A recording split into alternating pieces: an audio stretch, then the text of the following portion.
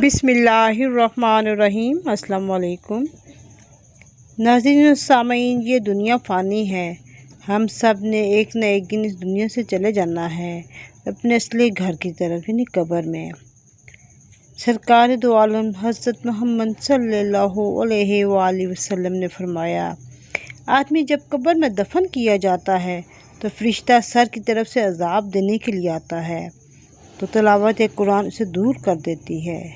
جب فرشتہ سامنے سے آتا ہے تو صدقہ اسے دھکیل دیتا ہے، اور جب پاؤں کی طرف سے آتا ہے تو مسجد کی طرف چل کر جانا اسے دور کر دیتا ہے۔